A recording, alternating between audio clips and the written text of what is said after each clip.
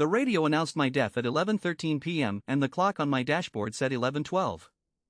I was driving home from the graveyard shift at the cold storage plant, the only car on Highway 13.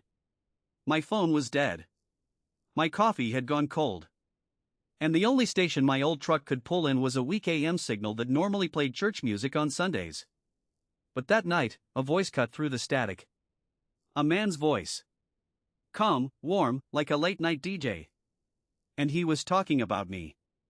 He described the crack in my windshield, the one I got last winter. He described the gas gauge sitting on empty. He described the blue diner cup rolling under the passenger seat, the one I kept meaning to throw away. Nobody could see those things from outside the truck. I turned the volume down, and his voice got louder. I spun the dial to the far end of the band, and the static parted like a curtain. He said my name, my full name, the one only my mother used.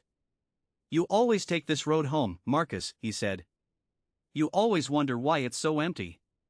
I laughed out loud. It had to be a prank. A scanner, a transmitter, somebody with too much time. Then he told me what I was going to do next. You're going to slow down at mile marker 13, he said. There's going to be a white sedan on the shoulder. You're going to look at the driver. I pressed the gas to prove him wrong, and my foot went light on its own. The truck coasted. And there it was. Mile marker 13. A white sedan, engine off, lights off. The driver was slumped over the wheel. I saw his face in the glow of my headlights, and my stomach turned to ice. I knew him. I had worked beside him for 9 years. He died at his desk last Tuesday, and I stood at his grave in the rain. The DJ kept talking. That's the part you always remember, he said. Now here's the part you never do. And his voice changed. It wasn't a stranger anymore. It was my voice, older, tired, scraped raw, the way my father sounded before he went into the hospital. This is a news bulletin, my voice said. A man was found dead in his truck at mile marker 13, Highway 13. Cause of death, single vehicle collision. Time of death, 11:13 p.m. I stared at the dash. The clock said 11:12. The static softened, and the station began to play a song. It was the one I had picked out for my own funeral. I floored it. I don't know if I was trying to outrun the radio or the clock. The engine screamed. The truck shook. The DJ laughed, my laugh, that tired laugh, and said, "You always run, Marcus. You always think you can make it past the marker. You can't." The white sedan was gone. The road was gone.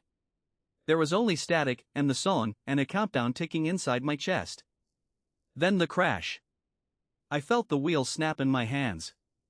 I felt the glass.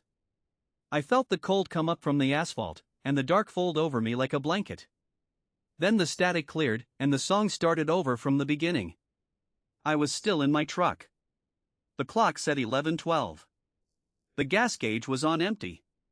The blue cup was rolling under the passenger seat. The DJ's voice was calm and warm again, like nothing had happened. "Welcome back," he said. "You always come back. That's the thing about this frequency, Marcus. The dead don't get to change the channel." He paused, and I heard him lean into the microphone. "So tell me, how many times have you heard this broadcast? And how many times have you called in?" The phone in my glove box started ringing. I'm telling you this because I answered it, and because the voice on the other end is my own, and it's asking me to put you on the line. If you want to hear what it says when you pick up, subscribe to Midnight Vale and turn on notifications. The next broadcast starts tonight. And this time, the DJ is calling you.